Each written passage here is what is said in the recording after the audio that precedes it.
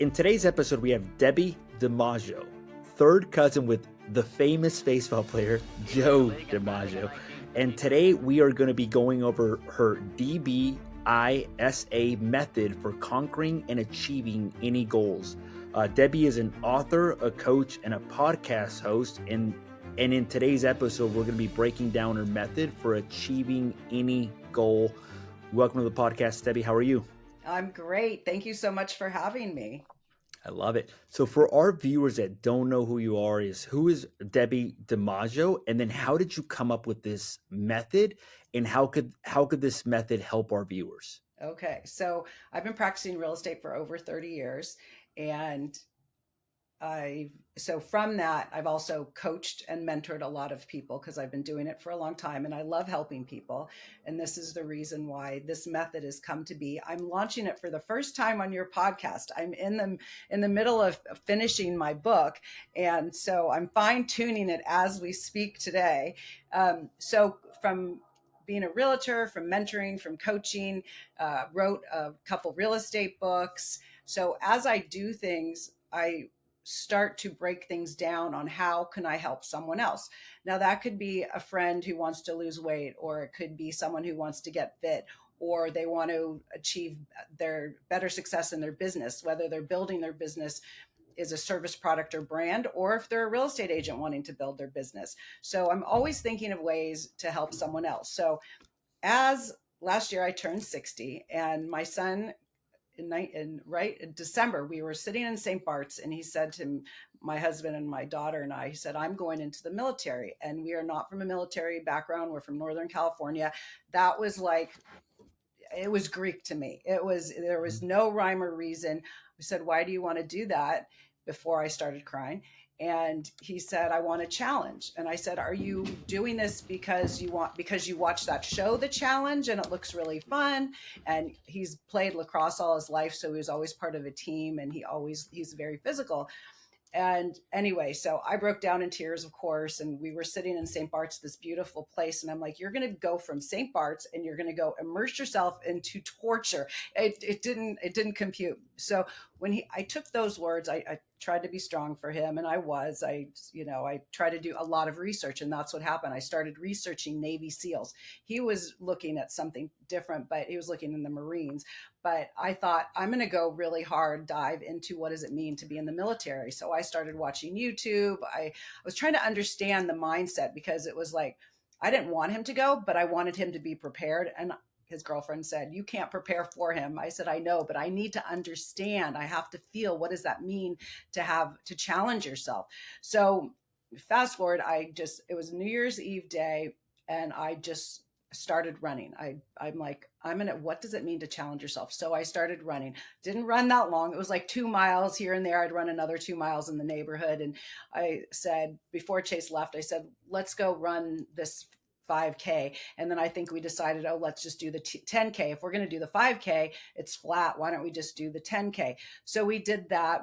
And then I said to myself, because I'll tell you you don't share everything when you have a goal with everyone, and I'll get into that in a minute.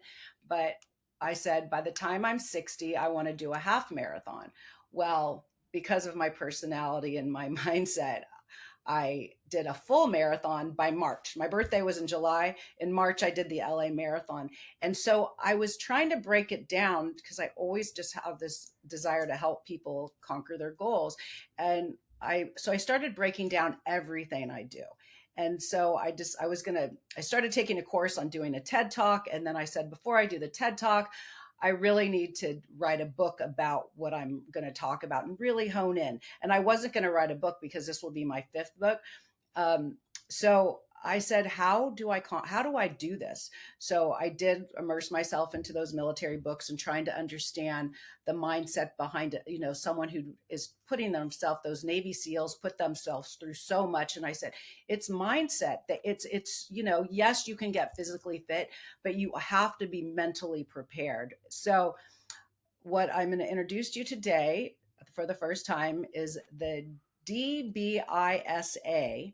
It's my blueprint and method to conquering your goals. So let's just break down the LA Marathon, the race.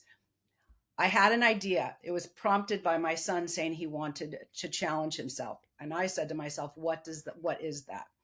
So I had a goal, and it wasn't as big as I ended up embarking on. You have to believe in yourself. You have to believe that it could happen. And you might not believe it at first, but no negative self-talk. You have to really believe it. You have to internalize it. So you're believing it, you're internalizing it. You feel like I'm going to do this. And the next step, only share with Well, supportive people. well, let's start from the Mm-hmm. beginning. So, Yeah. first of all, what does the DBISA stand for? What is that acronym? Yep. Dream, believe, internalize, share, activate in order to achieve and align yourself with your purpose. So, let's start off from the beginning. So, Sure. dream. What when you say dream, is that like the same thing as a goal, or what do you mean Yes, by yes. dream? No, you have so it's whatever that dream, whatever that goal is, you have to identify it. Number one, you've got to identify your goal. So give me a goal of yours right now. My goal is to complete about 10 accessory dwelling units over the next 24 months, basically. Okay, awesome. So you have a vision, right? So I'm sure you've seen that in your mind. So you have a goal, right? Yeah, correct. So here's what I would ask you for somebody that Mm-hmm. maybe doesn't have a goal or has not taken the time to set up a goal. Okay.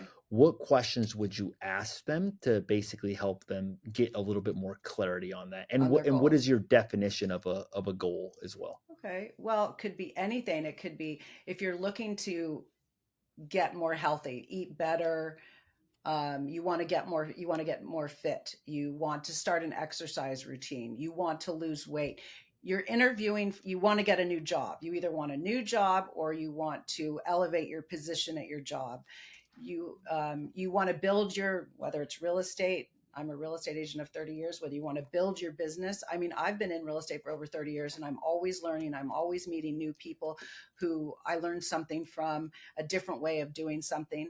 If you're a podcast host and you want to you want to elevate your brand and you want to get more guests on it, whatever that goal is, personal or professional.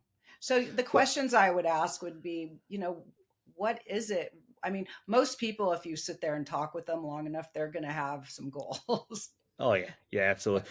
So here's one tip that, and I want to get your thoughts on it. Like Sure. when I've talked to people about goals, I've realized that a lot of people's goals are very vague, Yeah. and they don't have a time frame either. Right. What I mean by that is that they're like, yeah, I want to buy a rental property. Right. And then you ask them like, okay, like how much would that rental property cost? And they're like, I don't know. How much would you need? How much money would you need to put as a down payment? I don't know. What would your monthly payment on that be? I don't know. How much could I rent out for? What areas are you looking for? So and I don't know if you believe the same thing, but I think if somebody's setting a goal, trying to make it as specific as possible, Right. I think helps the likelihood. I'll give you an example. Like very early on in my career, I set a goal that I was going to buy a rental property. And I said, I'm going to buy a property in this neighborhood with this amount of square footage. Nice. Eventually I got a phone call from a seller that said, hey, look, like I have this property to sell you. The other thing is the time frame as well too. So when you ask me, I'm Mhm. like, okay, look, I want to do it in the next X days. I'm imagining that your marathon, you were like, hey, I want to do it by this time as well Right. too.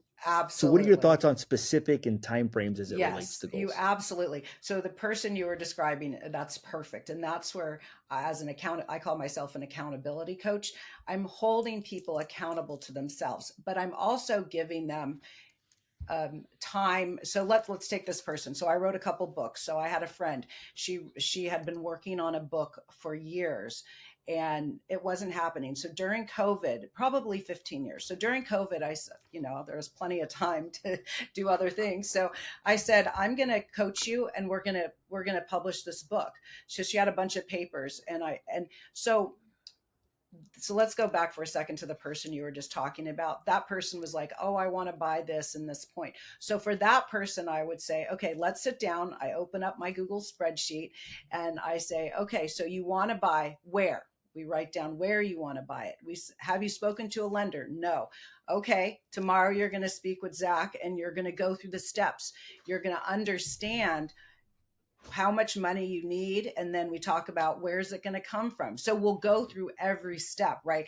They had a goal, but it was so vague, like you said. Yeah. So we just have to hold them accountable. And there's tons of people. Like I'm not the expert in a lot of things, but I can find the person to help the person. So the person writing the book, every week we'd meet once a week, and then during the week I'd hold her accountable. I'd give her homework assignments. We had to work through things like, because it was loosely based on her culture, and at one point she didn't want to do a Facebook group page. She didn't want people to know about it. How are you going to sell a book if you don't want people to know about it? Like, I had to be hard with her. Are you waiting for your dad to die until you publish your book? Because there were some things in it. So we had, I mean, she had books delivered when we got that far and hidden in the garage. And there was a story that her dad didn't, couldn't know that those were the books. Everything worked out beautifully, but there were so many obstacles that she was putting in front of herself. So just to get the book, we'll go back there every week. Okay, now you're going to write some more pages. Now you're going to edit it. Now you're going to get an editor to review it. Every week it was something. Here's the publisher. This is the person who's going to put it together. Here's the person to do the cover. Now we've got to let people know that it's coming. And now we need a Facebook page with all of your friends from your college and your community. And, and then I had 2 books launches for her, and then it just snowballed and she's on her second book. It was incredible. And I her love it. life has changed so dramatically. But she had it in her, but she didn't have any time frames, and she was putting up too many roadblocks. So when we would meet each week, and then I would nudge her during the week, and we had hard assignments, um, Yeah. then it happened. And sometimes even when like she wasn't taking a specific action, sometimes there's something else that Yes. they're not sharing with you as to the reason. Like for her, it Right. might have been her dad that maybe she was scared to publish that because it had some things that maybe her Yes. dad or somebody wouldn't approve of, which a lot of times is helpful to have Right. somebody like that. The other thing I would say on that goal category, Mm-hmm. and this is a definition, like a lot of people look at success as only financial, like Right. meaning like if you're successful, like, oh, you make a lot of money or you have a nice house or you drive a nice car. A lot of at least my definition of successful is somebody that has a goal and is going after that goal, and that goal can be different things, meaning that goal can be being Absolutely. a top realtor, it could be a top Right. investor, it could be being a great mother, it could be being a Right. great father, it could be attending certain things. So I think on that, just having a dream and Mm-hmm. being specific Yep. and having a time frame, I think that's helpful. Now, talk to us about believe. When you say believe, what Yeah. do you mean Yeah. by that? You Absolutely. know? So how many times do like someone will say they have a goal or a dream, but they don't really believe it. They don't think it's attainable. They don't think it could happen to them. So, there's neuroscience is proving this. If you believe it, you could achieve it. But if you don't believe it, you're constantly putting signs out that it's not going to happen. So it's not going to happen. I literally go into every place I go into or every interaction, I never know. Right before here, I went down the street to Creation to get something to eat. And you just never know, like, what interaction you'll have. I went to something last night and I was like, oh, it was a women's event. And I'm like, so here I'm saying, be open to the possibilities and believe something will happen. Believe in the magic, I like to say. I went to this women's event and I was like, yeah, I'm not sure. I don't know if this is for me. So crazy coincidence, I think not. Serendipity, I don't know. The presenter put up 3 people. She was teaching people how they can use the Canva marketing for themselves and brand their woman logo on their Canva. Well, she put up 3 separate people who were just the mock-up, but 3 people in the group. And she got to the second person, and I was like, wait a second, I need that person's name. And I couldn't read it. It was really small. That wasn't the purpose of this presentation. So I get my phone out. She went back to it really quick because someone had a question, and I took a screenshot. And I'm like, I need to know that person because I'm writing my new book, and I've been wanting to speak to a ghostwriter who also, I have most the book's pretty written, but I need it to get fine tuned, and then I need marketing after that. And so that was the person I needed to meet. So after, when we had the networking, I went over and started talking to her, and I have a meeting with her tomorrow, and she is just, everything was in total alignment with her and I, how she feels about, she wants to, well, through her book and her TED Talks and her coaching, but she also wants to spread kindness and do what, what we're doing. We're trying here, we're trying to help people by doing this podcast. We're trying to educate people and Yeah. inspire them. So anyway, you never know what's going to happen. So you have to believe. You have to believe that's, you could do it. Something, it will happen, but you can't sabotage yourself. You have to really believe it. What are your thoughts on modeling? Like, Hmm. meaning like finding somebody that's already achieved what you want to achieve. Absolutely. And then do you believe that that helps with the belief process of it as well, too? Yeah, I do. I mean, I was watching a master class on Mark Cuban, and I'm like, okay, I'm not like math smart like he is. He's like, do it all yourself, and then you don't have to give anyone anything. I'm like, okay, math is not my strong point. I can't do the finances. It was whatever he was saying. He says, I just did it all myself. Okay, that's interesting. But you do, when you listen to someone, and I listened to that podcast, that masterclass numerous times.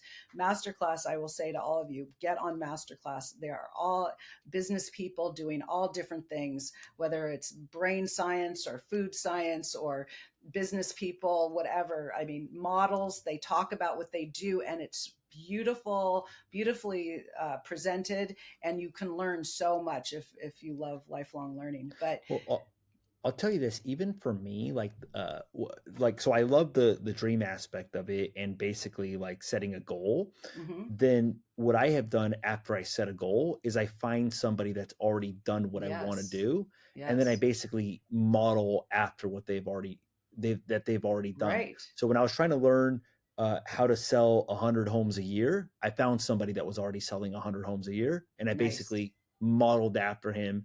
And not only that, but it helped with the belief as well too, because he was pouring into me and he's like, look, you can do it. I was actually in the same boat as you. And that Wow, actually helped build up the right. belief Your aspect of it. confidence. He Yeah. totally gave you confidence, and he believed in you. Not only that, but sometimes when you find a model or you find people that have already achieved what you want to achieve, you ask yourself, you're like, damn, that person's not any smarter than me. That person's not any like harder Yeah, working than me. That person right, doesn't have like some special skill, not better looking, whatever it may be, right, yeah, and when you see somebody else doing it, sometimes it helps with that belief part because you see that this person's like a regular person like me and you, or at some point was a regular right, person. Same thing happened to me with when I was learning social media. I found somebody that was already doing it, absolutely.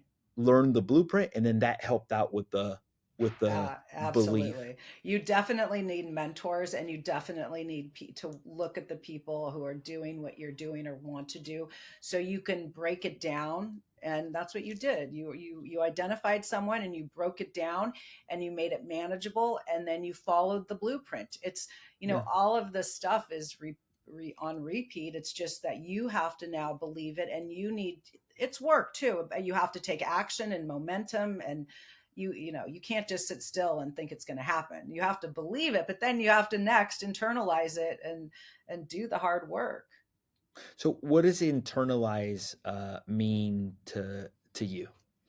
To me, it's just, you have to, so you're believing it. You're, whether you do or not at the time, you repeat it, and you're I can do this. And even if one side's saying I can't, first you have to believe it, but then you have to really internalize it. You have to feel it. If you listen to like Dr. Joe Dispenza or Tony Robbins or those people, it's like you really have to internalize that and feel it with all your being, and really know that it's possible, that it can happen to you just like it happened to you. I mean, you sounded very committed, and you were following a blueprint, and you weren't going to let anything stop you from it.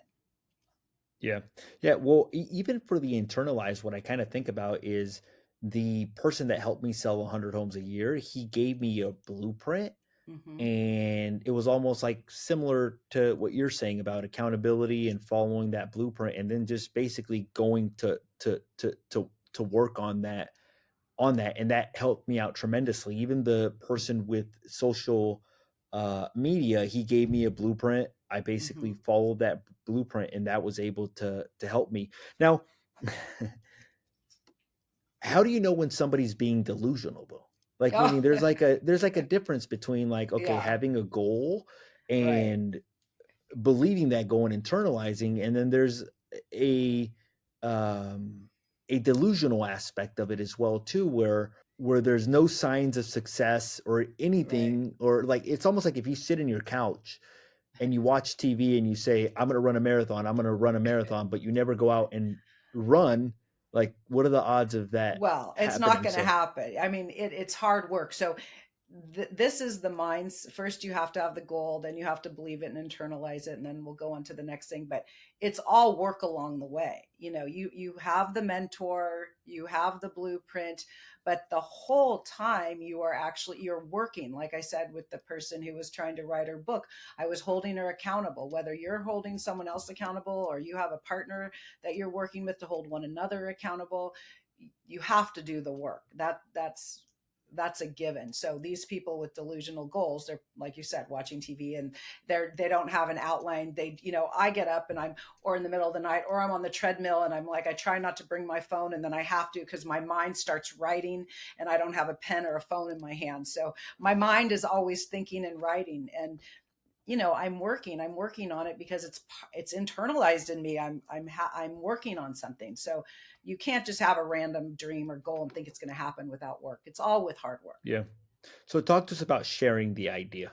Yeah, so this is a good one. So don't share with everyone, but once you share something, no, you must feel when you share something, it holds you accountable because now you've put it out there.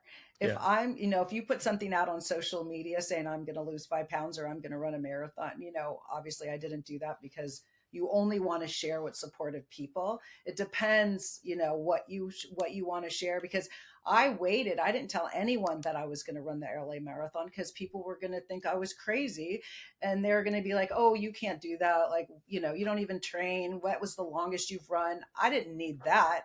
I was trying to prove that mindset was the way to run this marathon. I was going to either do it or I wasn't. But it was my goal.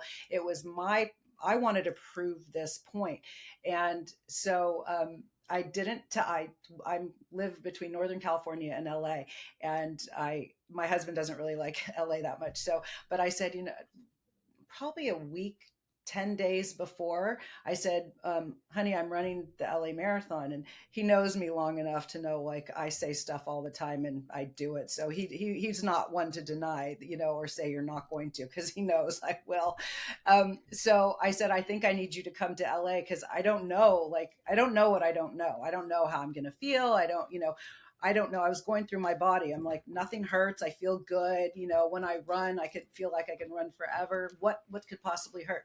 So my friend down here is a fitness trainer. And so the night before, he's like, "Oh, you're here, Adam." He's like, "Yeah." He's like, "Debbie's going to run the LA marathon." And Ryan said, "What? No way." Like, he's like, "No way." I'm like, so I will tell you the What night was the before. most you had ran before that?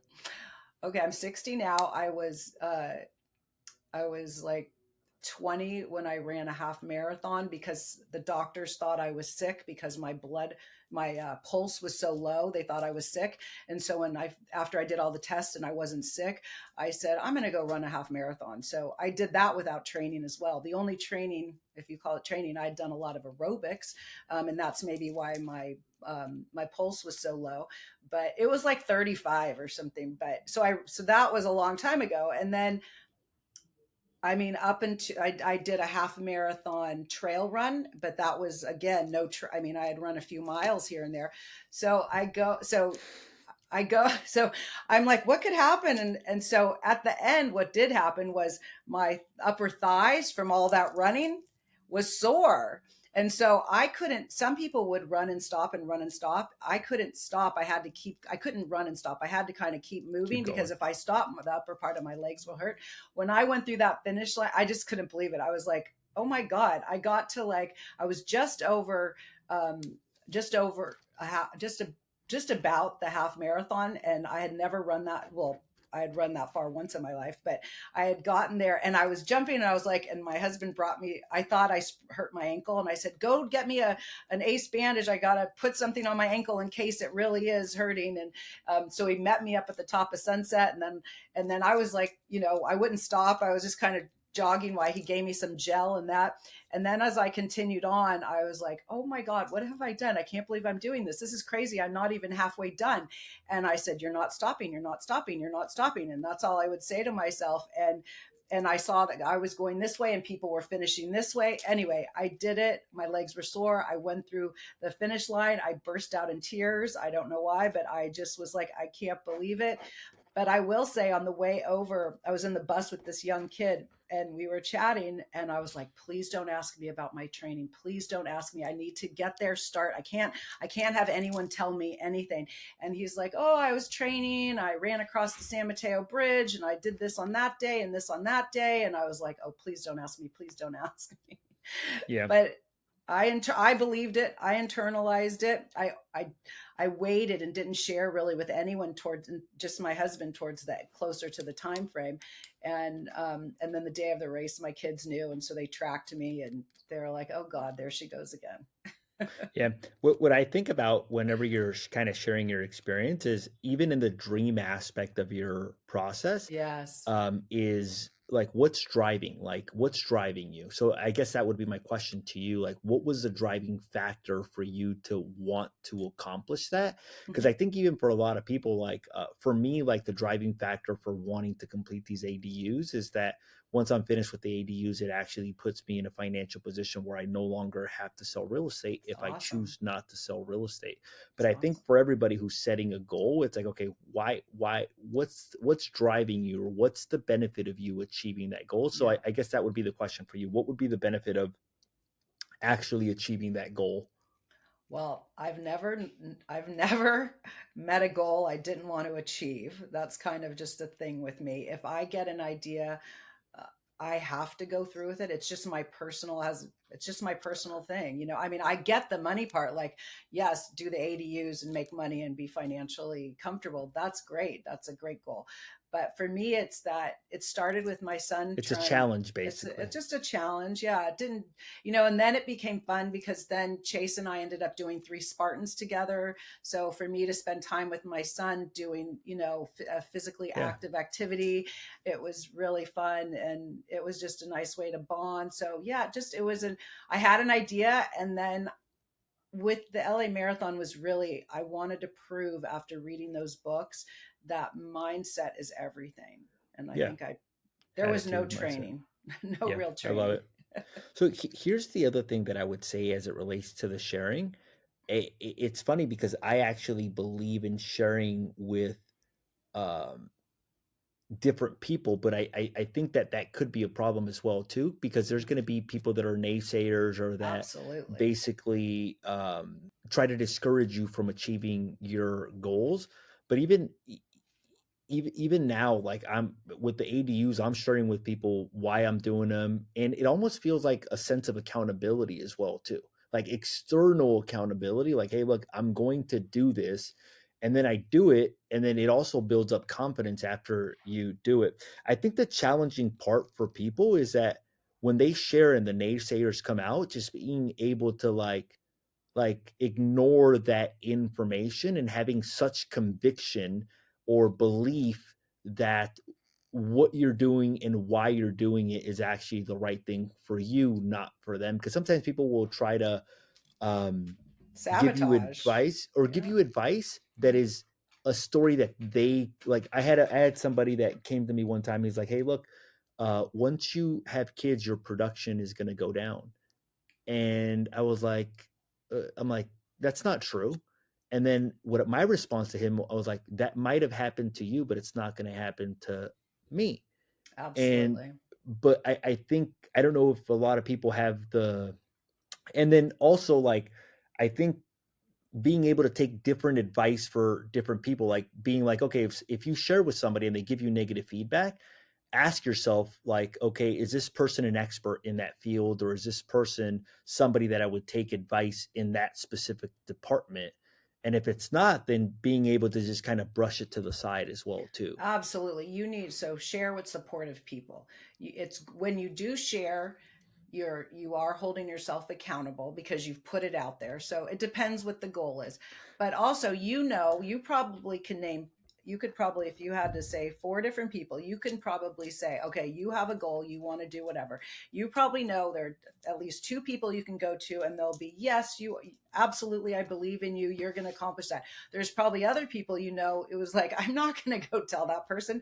They're either going to be envious, jealous, they don't achieve goals, they don't work hard, they don't care, and they don't, that's, accomplishing goals isn't a thing for them, which is fine. We're all different, we're all authentic. It doesn't, my goal isn't your goal, but we should not dumb ourselves down, or we should not share with someone who you already know you're going to get, what they're going to say. They're not going to be Now, supportive. now, let me ask you this, because sometimes I find myself people coming to me for business advice, Mm-hmm. and some of the ideas I don't think are very well thought out. Meaning, Mm-hmm. like they come to me and like, "Hey, look, I want to open this mobile bartending business," and I'm like, "Okay, what's the reasoning behind this? What's the game plan?" And at the end of it, I'm like, "Hey, look, instead of doing that, have you ever considered this instead?"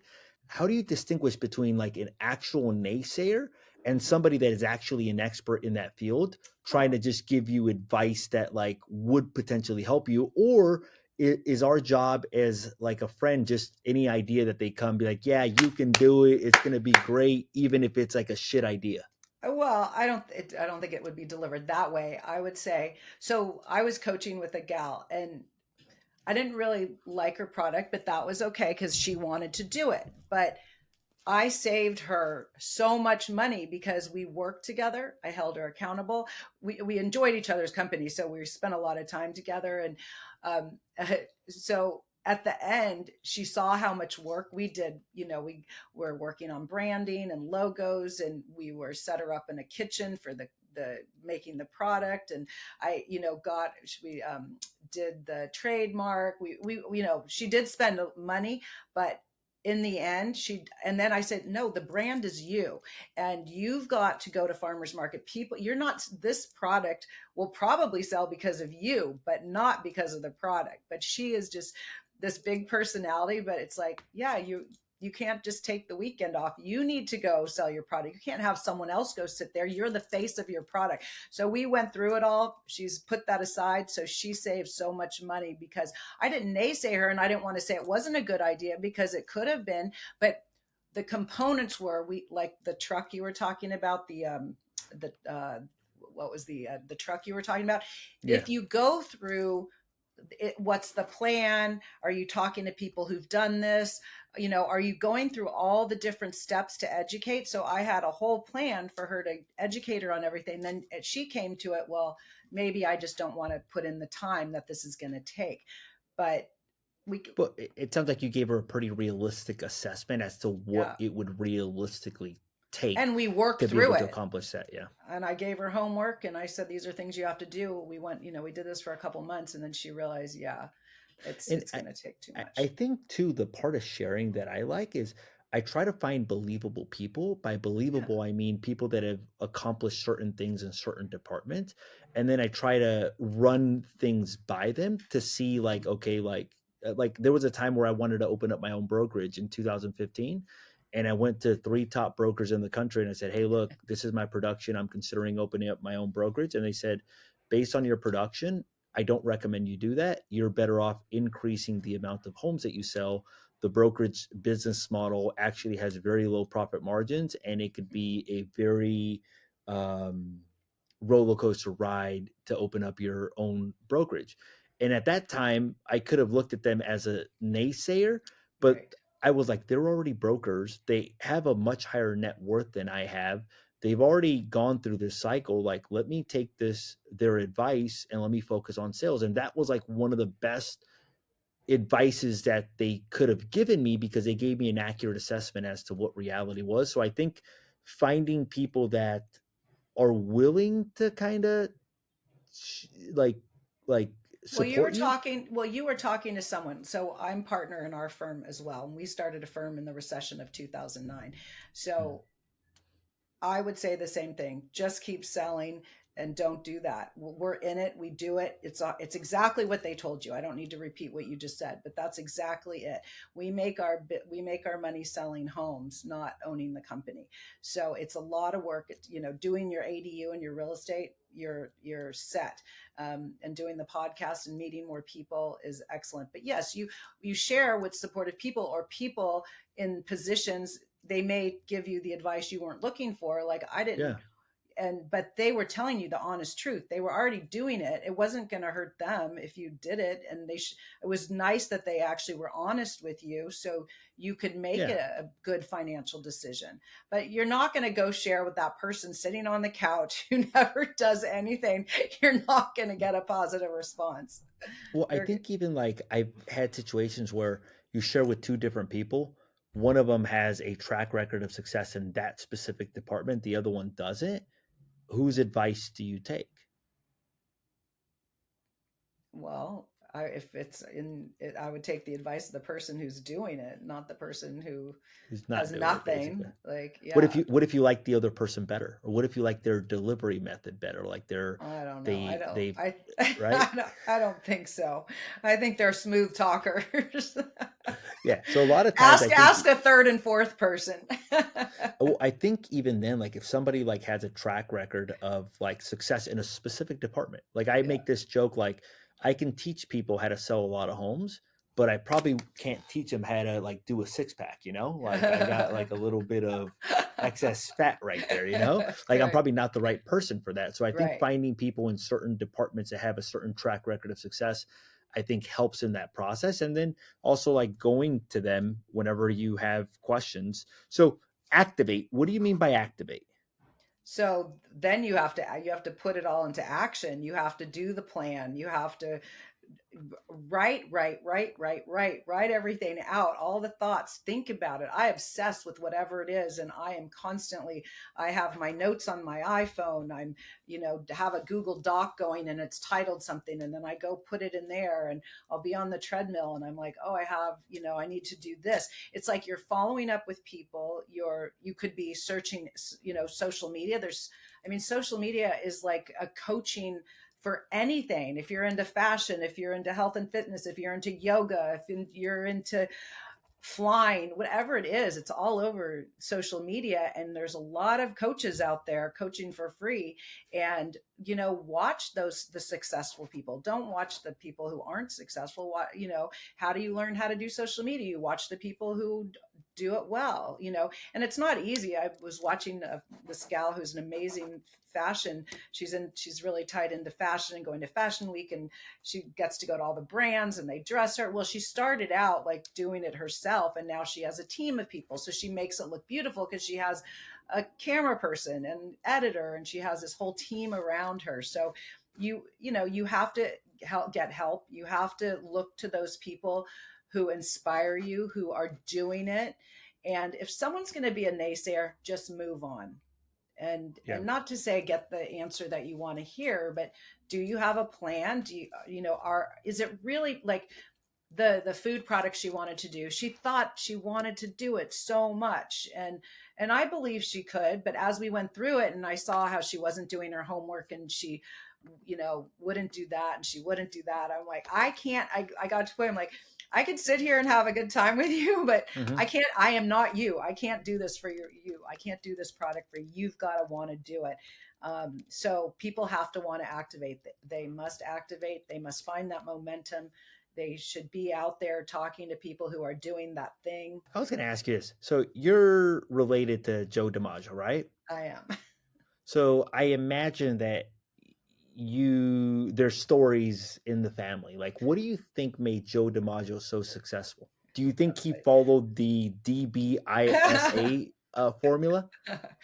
I think okay, what did I Oh, I think it was I was reading and I immersed myself into information. But so we're third cousins. I wasn't close to him, so I don't really have stories, but I could only imagine, like him and every other athlete. And my son was a lacrosse player all his life, and I would watch him on the field, and I'd watch him off the field, and whether you're an athlete like Joe DiMaggio or you're Mark Cuban or you're the guy who started Twitter. I just happened to listen to something on uh, 60 Minutes or whatever on the person who started, Jack Dorsey, or one of the founders. Now I learned that there are multiple founders. I don't want to give one credit to one person, but he also talked about, so you have to have talent, you have to have commitment, you have to have mindset. So I'm assuming Joe DiMaggio had all that. He had to have some talent, he had to have mindset, he had to have that conviction. He had his own story.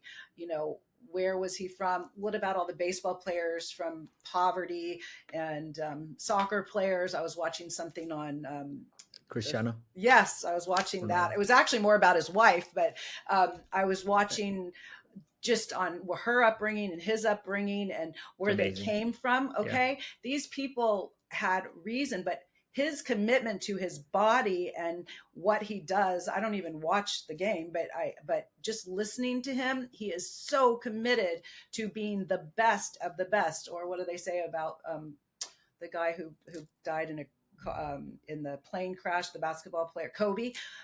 He just kept practicing and practicing and practicing, and that's why he was so good. So it's practice, it's mindset, it is talent, but it's sheer conviction that you are going to do it, and there is nothing stronger than that. Which one of the DBISA is the most important? Well, probably I'd say the belief. You have to believe you can, and you have to let all the noise go away. And then from the belief, you can start to, from there, after you're believing, then you're looking for the signs. Oh, what Jack Dorsey said was a little bit of insanity.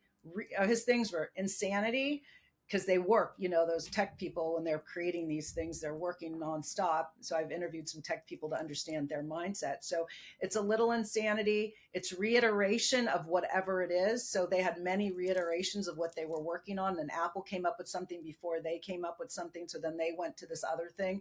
But so the reiteration of something, the insanity, and luck. He says luck, you're in the right place at the right time. Last night I was at this meeting at 4:30 thinking, oh, it's okay. It's, I'm part of so many different organizations. I'm like, I don't know if I'll join this one. And then halfway through, I'm like, wow, I need to know that person. And she's going to be the beginning of something. This book will go faster now because of having met with her last night in this situation. So there's that luck, there's that spark. Every day I write a post called the Daily Spark, and I pull quotes, positive quotes to share. I hope to inspire people. They might read that quote and it'll resonate with them. And however it resonates and how they use it that day or throughout their life, I know how I use it and how it affects me and how it affects someone else. But just helping people have that little daily spark that motivates them to do what it is they want to do. I love it. Would you say that the dream or the goal is the most important one out of all of them, or the well belief? You have to have that, so you have to have a goal. That's so silly. Outside of the dream and the goal, belief is the most important one. You have to believe and internalize, but it's hard work. It's not just going to happen. You work hard. You're not sitting back. Mark Cuban was working. He's nonstop. Like, these people are not working. Let's just say that if you're successful, you're not sitting back. I'm super busy, and I'll watch some show on some successful person, and I'm like, oh my God, it makes me look like I'm standing still. And people think I'm crazy that I do so many things. And I'm like, oh my God, I do nothing compared to that person.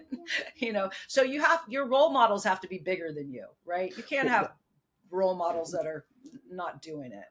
Why do you think some people are driven and some people are not? I guess it's just in our DNA. I don't know. Some people come from sheer poverty, and I think that drives them to get out of their situation. I don't know why I have that. I grew up, your quintessential, like, beautiful street in a beautiful area, and everything kind of was there, and I had so much support from my parents. So I don't have that story, but I just, my grandmother, who I was very close to, she didn't have a great upbringing, but she was super strong. So I think I kind of watched her. I didn't know her when she was young, and she grew up in a nun's convent, and then she got married when she was 16.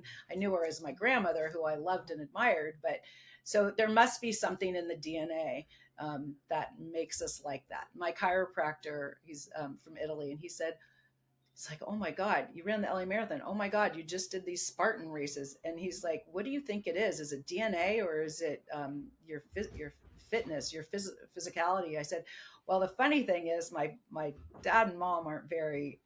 My dad doesn't like sports. He was never an athlete, and my mom liked to play softball. But I guess through Joe DiMaggio is in my genes. But I think it's there's got to be some DNA in there that seeps in.